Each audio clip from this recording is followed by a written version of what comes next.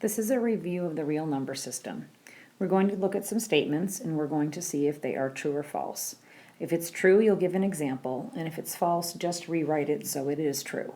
Don't use the word not to make it true. Use math vocabulary and complete sentences with correct capitals and end punctuation. So the first sentence says every integer is a rational number. That is true. -3 is an integer and a rational number. Number 2, every rational number is an irrational number. That is false. Rational numbers are part of the real number system, which includes both rational numbers and irrational numbers. While both rational and irrational are subsets of the real number system, rational numbers are not a subset of irrational numbers. So at this point, you can pause the video and you can try to do these yourself, and then you can go ahead and turn it back on and see if your answers match. Every natural number is an integer. This is true.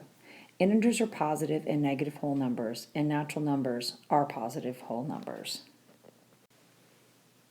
I have to go back and look at number 3. I said positive whole numbers, and I don't like putting the word whole in there. You see that in our book, so I'm going to just cross that off.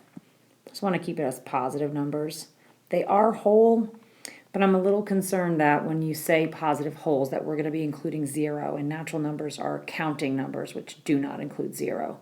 So, I don't know, whole, that word's just making me a little uncomfortable at this time. So number 4, every integer is a natural number, and that's false because integers include negative numbers and natural numbers are just positive counting numbers. Every rational number is a real number, and that is true. Rational numbers are a subset of the real number system. One example is 1/2. It is rational and it is real. Every whole number is a natural number, and that is false. Every whole number is not natural because 0 is a whole number, but it is not a natural number. Write one rational number between 3 and 4. There are many answers for this. Remember, rational just has to be able to be turned into a fraction, so you could even just say 3 and 1/2. And you could say 3 and 3/4. Those are examples of rational numbers between 3 and 4. The last question states only 100 rational numbers can be written between 1 and 101, true or false, and justify your answer. So let's think. What's a rational number? Rational number is any number that can be turned into a fraction.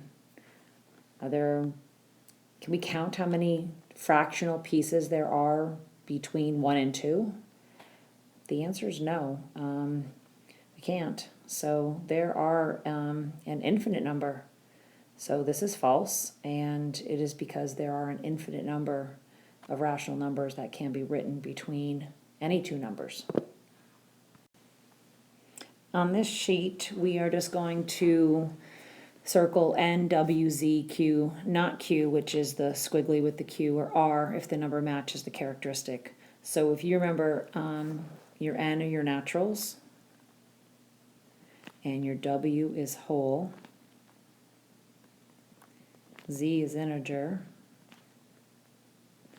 Q is rational, not Q is irrational, and the R is real. So let's take a look at the number 5. We know that it is natural, we know it's whole, we know it's an integer, we know it's rational, and we know it's real. Basically, if you look at these, all of these are real.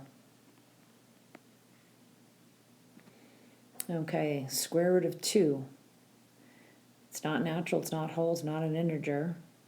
It's not rational. This is irrational. 7/3.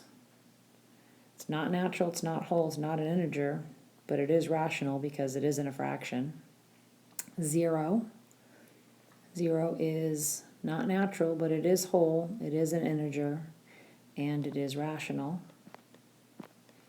Square root of 4. Square root of 4, simplified, is 2. So it's natural, it's whole, it's an integer, and it's rational. And -8, it's not natural, it's not whole, it is an integer, and it is rational.